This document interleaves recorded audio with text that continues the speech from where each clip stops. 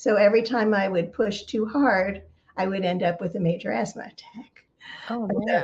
yeah, it was bad, and sometimes they would go on for days.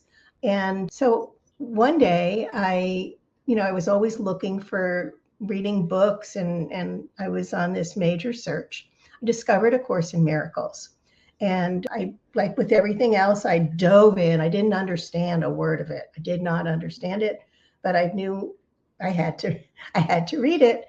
And one day, I read that my thoughts could change.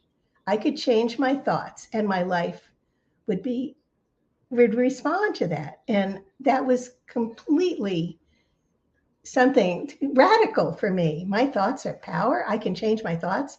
I'm not stuck. I'm not stuck.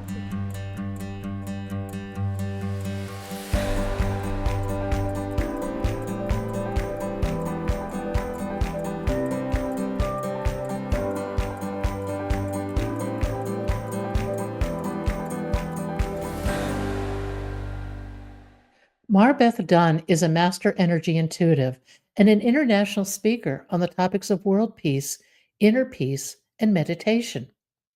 She has spent over 30 years helping people manage and release their trauma and stress using a variety of energy techniques.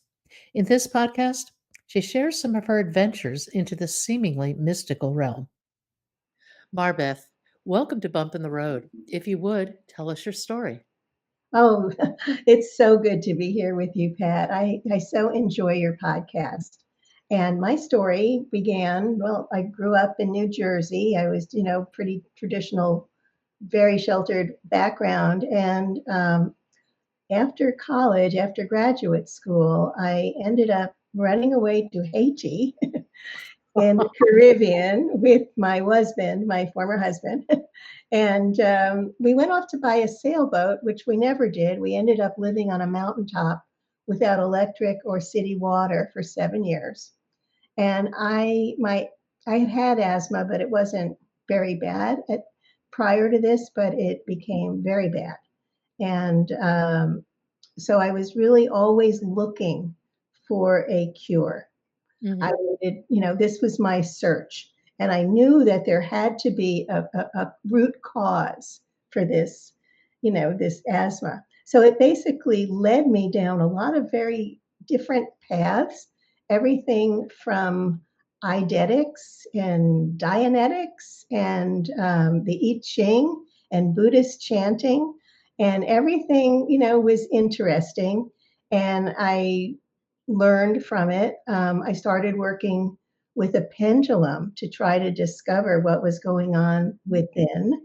And that was, I guess, more of the beginning of the self knowledge, learning about myself, which was really enlightening, but I tend to push it.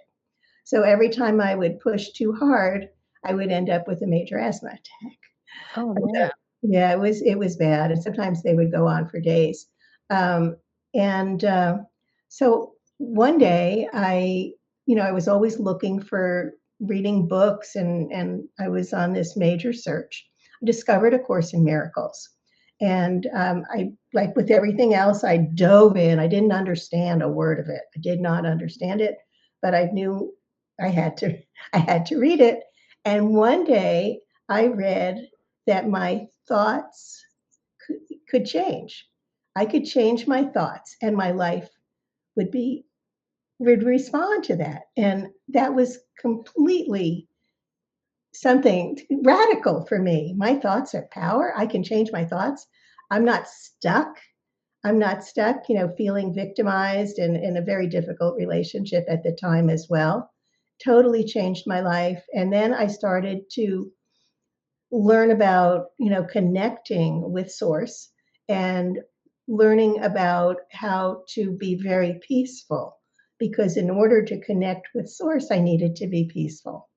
And so that basically was a major shift in my life, and miracles started to happen.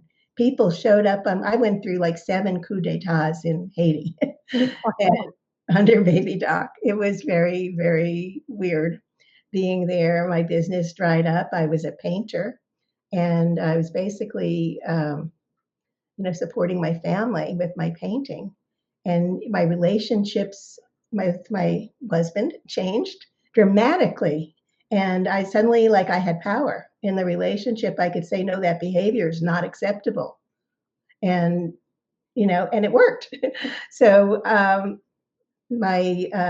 during a coup d'etat, when there was no income coming in, people showed up on my doorstep and handed me money to design color note cards for them, the first color note cards in Haiti. So, Wow. yeah, so that was definitely how my life began to transform.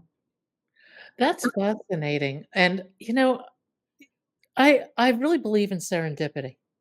I'm not sure it's serendipitous, but I do believe that these things appear and it's up to us to decide what to do with them. Oh, yeah.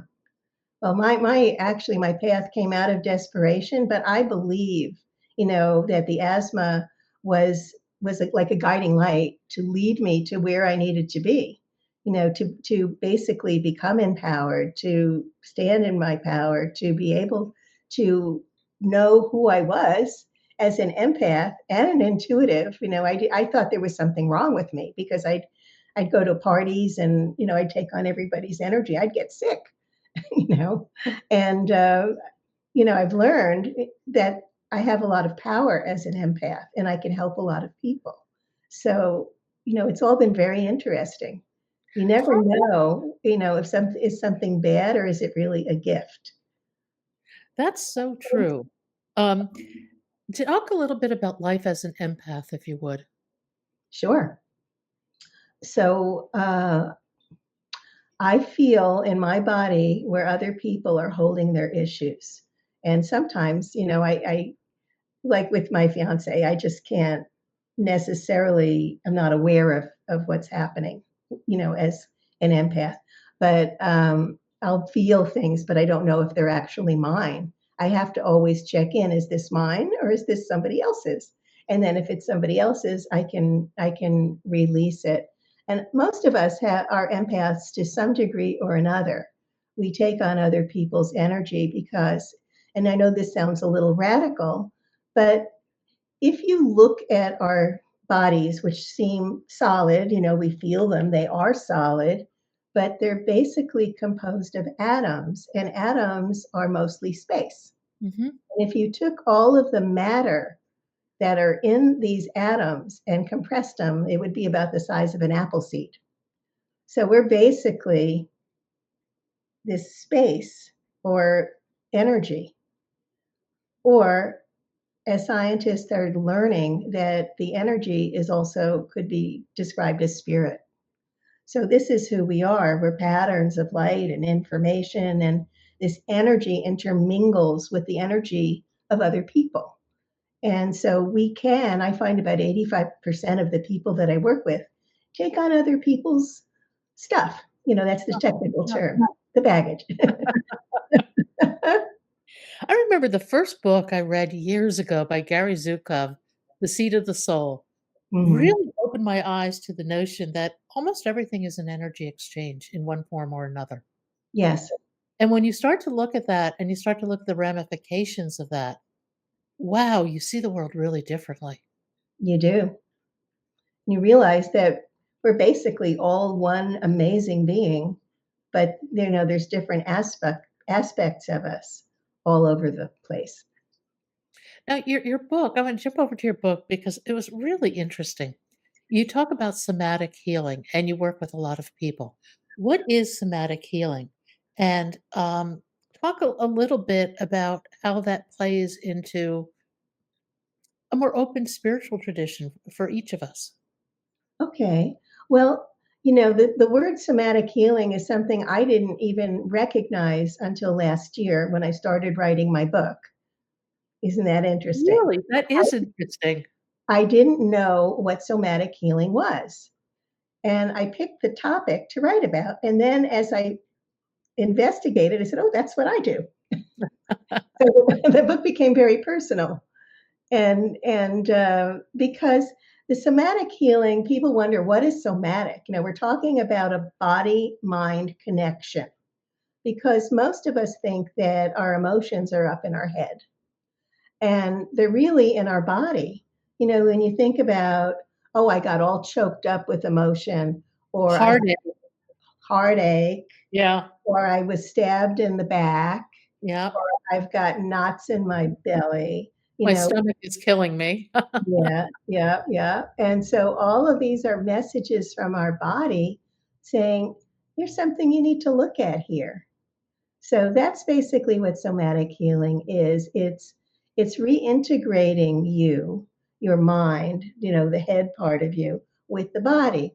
Now, many of us who've experienced trauma, we disconnect from the body because it's not comfortable to be in our body.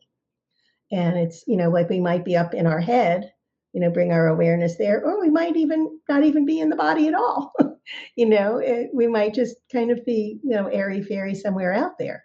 So when we're in our body, you know, we are embodying that trauma or emotions, and it's really fascinating when we start to reconnect with our body. uh, we become more integrated with who we are, if that makes sense. Makes total sense. How do you release this body trauma? There are a lot of different ways, and um, you know, a lot of people are experiencing like anxiety or stress, and we can use visualizations. We can use yoga, Tai Chi or Qigong, you know, to really work things out. If you're feeling, you know, very stressed, you could just shake, jump up and down and shake. And that energy, you know, athletes do it before Yep, that's right. they work Yes. out. Yeah, they just release that pent up energy. But when we have, you know, say, um, can I tell you about the first time that I started to use this intuitive energy mastery technique? I was sitting I had an office that it was a terrace overlooking a lake, and I was sitting there on my computer, and I was about to go on a strategy call with a man in France, Germany. Sorry, Germany. His name was France, and that's not his real name. Um, but I was about to go on the strategy call. And when I connected with him, I felt, you know, I'm asking him, like, how are you? Is there a reason you reached out to work with me? And, you know, just the basic questions that you would ask somebody on a strategy call. And I started to feel this heaviness in my chest and it started to ache. And I recognized it as being sadness and some grief. So I wrote it down. I jotted down the notes. You know, he's feeling sadness and grief. And then it disappeared. And now I'm feeling, you know, a stabbing in my back. It's like, oh, well, that's interesting. He feels betrayed. So I wrote Mhm. it down. And then that disappeared, that indicator. And now I'm feeling like all choked up with emotion. So I wrote down that he had difficulty expressing what he needed to say. And then that disappeared, and I've got the knots in my belly. So my body was was Wow. was receiving like a transmitter. I was receiving, or a receiver, I guess, not a transmitter. I was receiving energy, his communication from his body across the ocean that he was not aware of.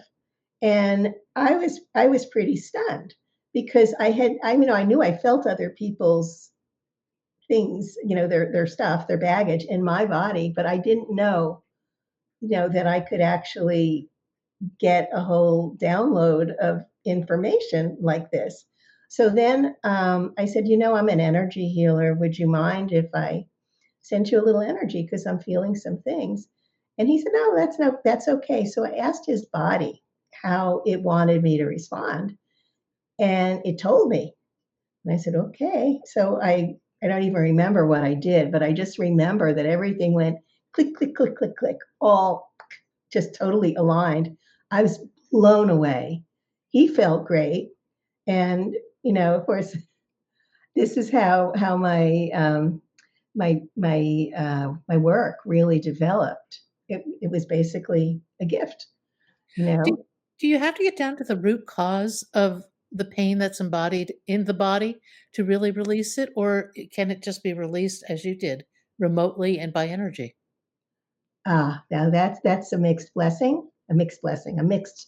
answer, mixed Okay. response, because yes and no. Sometimes you really need to know what's creating this, and you'll get an aha moment. Otherwise, other times, it might just dissipate just like that. It might just be, let me feel the feeling. Now, that's another technique that I use with my clients. You know, feel that. Where are you feeling that in your body? Let's just sit there and feel that together. And, and I can direct them, okay, let's move into your chest. Maybe put a hand on your solar plexus and bring your awareness into your chest. And you can just feel how things just start to move and dissipate, which is very interesting. That is so simple, or not so simple, awareness can actually shift the energy. But, sometimes you just don't know what it is. And Mm. I had a kind of a strange experience also.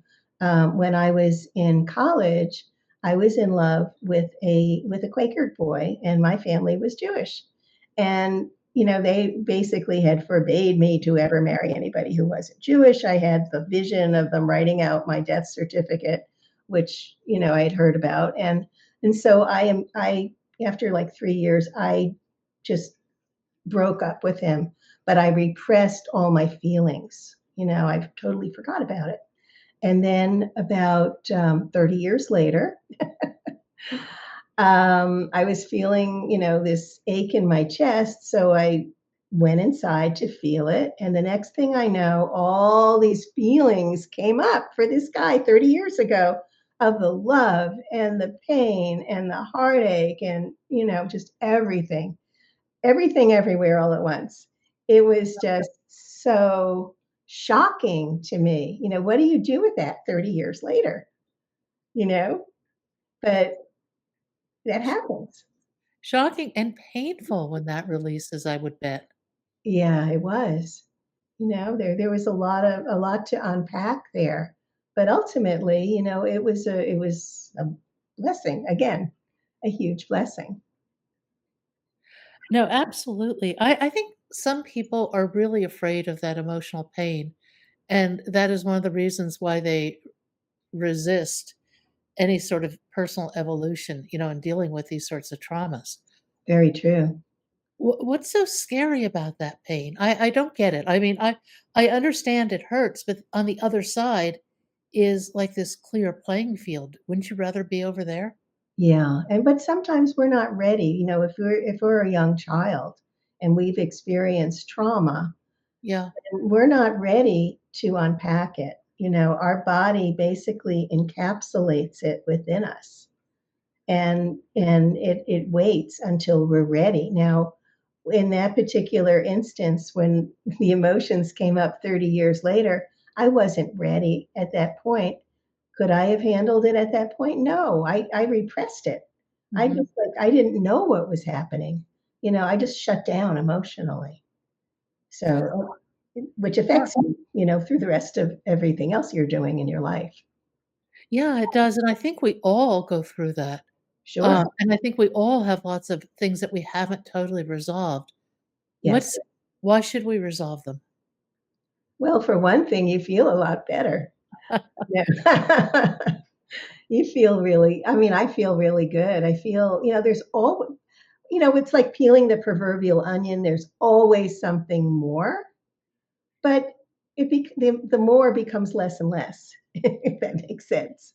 There's, like we go along, I go along, I'm basically very happy. Every once in a while something will come up and I'll sit and I'll check it out. I have my techniques of, connecting, checking in to see what this is, where am I holding it, is it mine, all of those different things.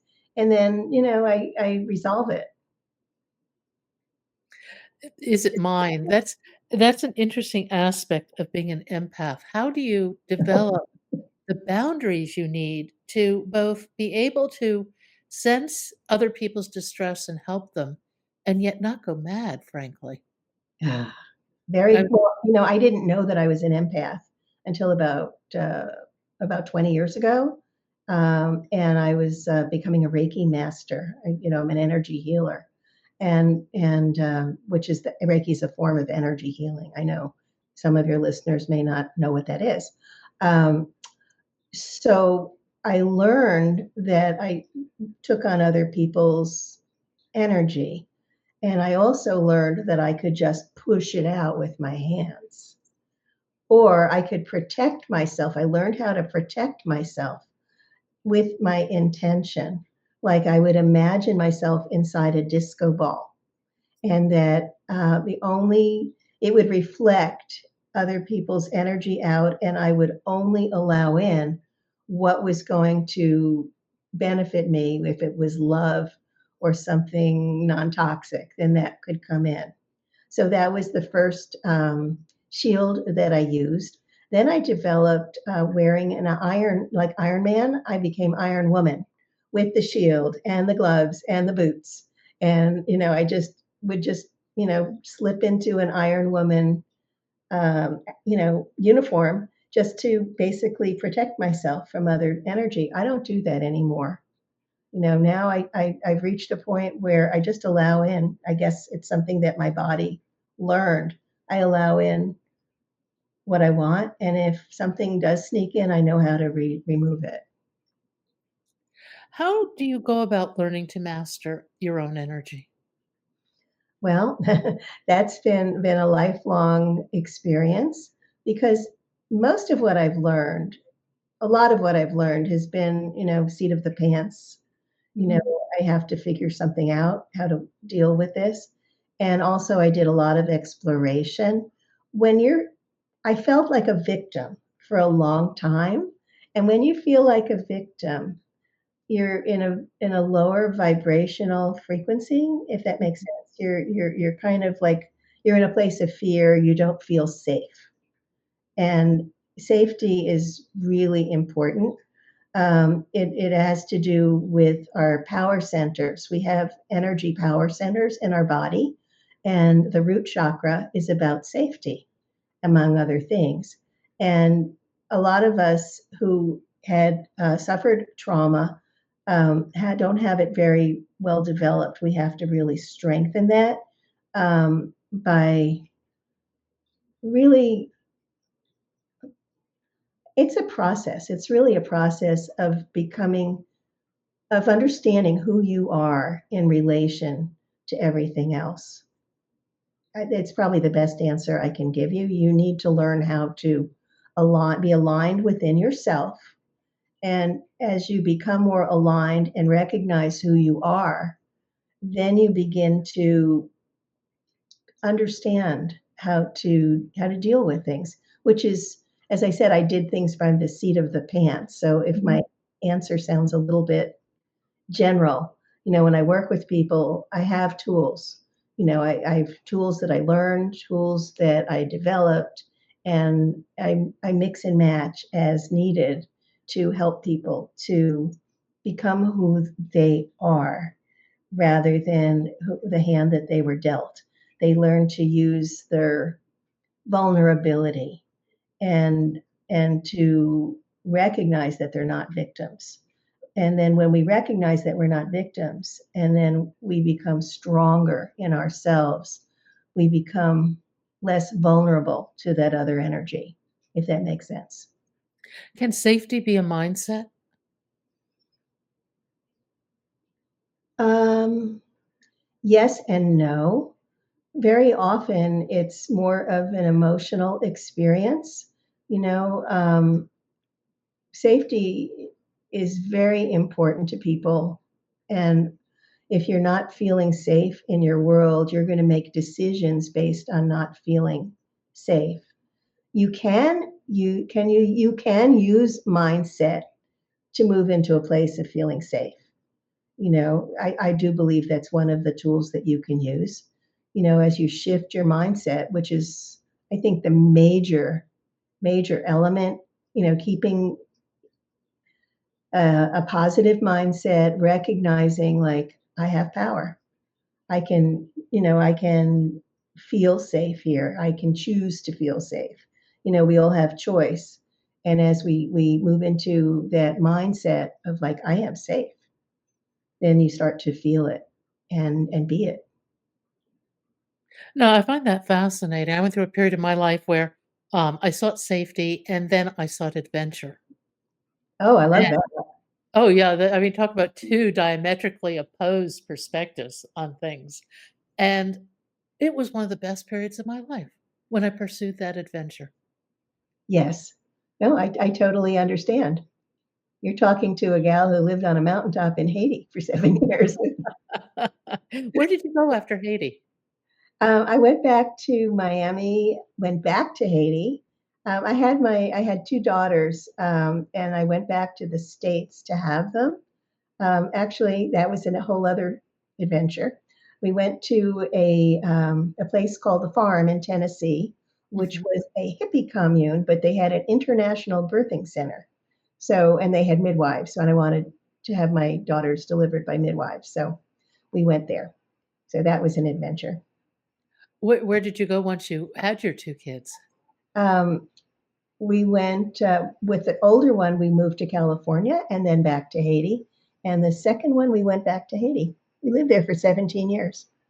Oh, I didn't realize you'd been there that long. Yeah. And I, where are you now? I'm in Florida, Okay, not that far. not that far. But Do you ever do you ever go back and visit? no, I haven't been back since 1991. I have a very dear friend who has the foundation for the children of Haiti, Mhm. and she had to be evacuated recently by the American embassy because it wasn't safe there with the gang situation. Do you maintain any ties with people there? Well, just with my friend, Yeah, um, she's built a hospital and a school. The school is still functioning. It's out in the west part of Haiti, southwest, so it's a safer area. And that school is it just graduated 25 nurses a couple of years ago. How awesome is that? that's terrific. Hmm. How, how do you set up a practice oriented around somatic healing? You mean like a daily practice? Well, no, more like a practice to help people, like a medical practice, if you will. But obviously, you deal in energy as opposed to pharmaceuticals and or surgery.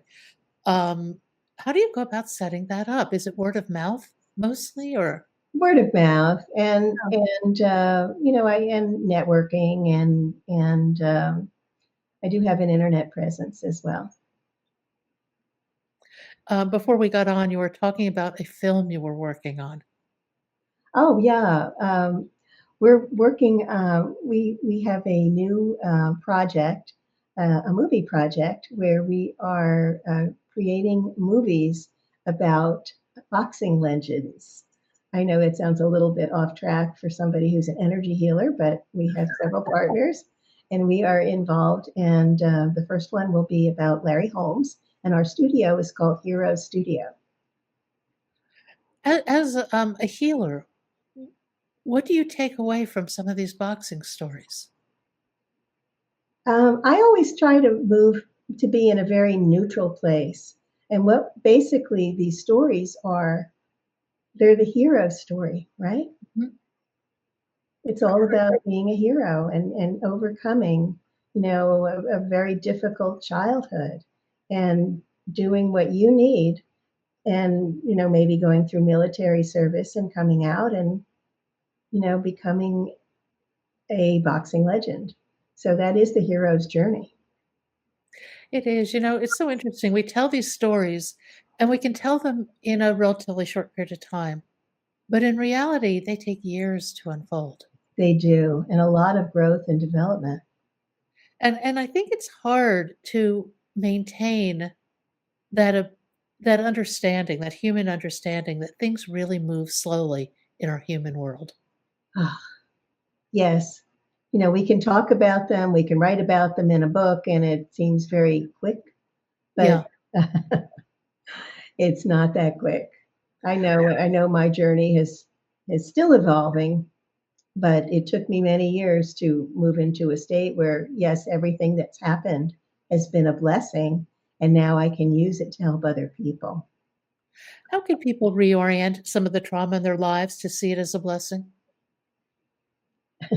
I have a friend who's also in my book, and she was raped when she first was went to college, and she had been very religious, very Christian, and she felt that she was damaged goods after that, and she tried to destroy herself, to sabotage herself. She'd been an athlete and a model, and she just put on a lot of weight and developed a lot of different autoimmune issues, and flunked out of college, and eventually she hit the bottom and said, okay, enough of this. And she went back to school for 9 years, became a chiropractor, an amazing chiropractor, but she still had that trauma that she hadn't released.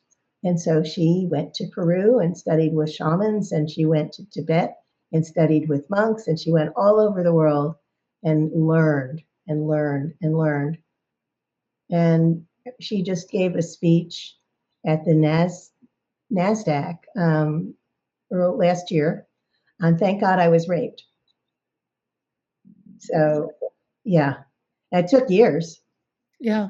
but she is strong and evolved and is able to help people because of what her journey was, her hero's journey. And it really is, as we talked earlier, it is a hero's journey, right? I To go from victim into a powerful place.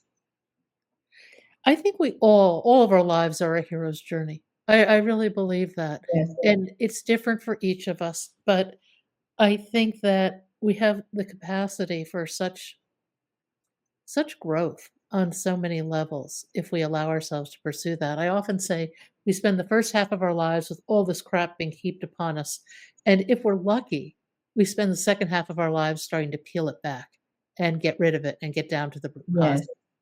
yes, That's yes. if we're lucky. That's if we choose to take that more painful route that we talked about earlier. Um, but I think that I honestly think it's just necessary to try to live your best life is to deal with these things.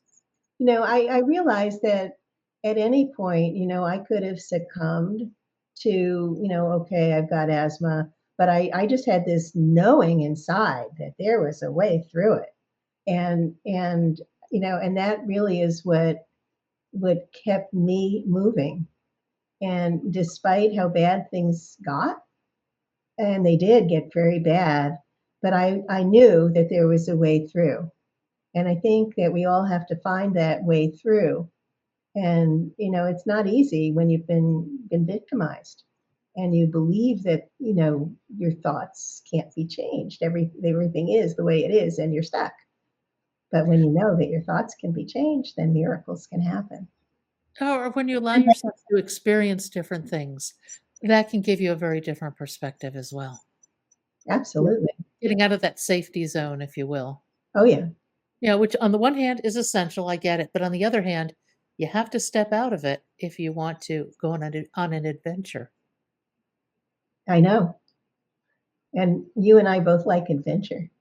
I didn't know I liked adventure until it found me, and it's so interesting that I went from being really quite disabled with a neurologic disease to flying these high performance planes, no engine, racing down a mountain spine Wow. at 200 miles an hour kind of thing. Oh, I love it. I mean, Okay, it's such I'm not that adventurous. I didn't think We're I was adventurous in either, different but ways. interestingly, it turned out that adventure turned out to be, on my part, not an adrenaline seeking, thing, but it was really about competence. I Mm, drew enormous, satisfaction from the competence of flying well. I love that. It's really wonderful. So, I like ziplining. That's Oh, fun. cool. That's pretty adventuresome. Yeah. What do you get out of ziplining? Oh, the freedom. I love the exhilaration. It just feels like you're flying. So I love that. How do we find exhilaration in our more mundane lives? I think through adventure. What is adventure? It's going beyond your comfort zone. It's moving beyond your comfort zone, definitely, because that's where you grow, I right? actually I think I totally agree with you, and I think that if you can learn to live outside your comfort zone more often than not, your life really first of all, your tolerance for discomfort becomes huge, it's normal, it's easy, and I mean this in a positive way, not negative discomfort or anything, nothing too Sure. negative, but I think if you can start to live outside your comfort zone a little bit more, a little bit more, a little bit more, you open yourself to such poss excuse me, such possibility. Oh, I totally agree. Moving to Haiti was definitely outside my comfort zone. Yeah. But it was really a wonderful experience. I was Marbeth of Haiti. I became an artist. I used to sit in the marketplace and just sketch and sketch, and I became known for vignettes of Haitian life. So it was very fun, and it was a wonderful experience on so many levels. The people are so beautiful, and it was just really, just a wonderful experience to be there.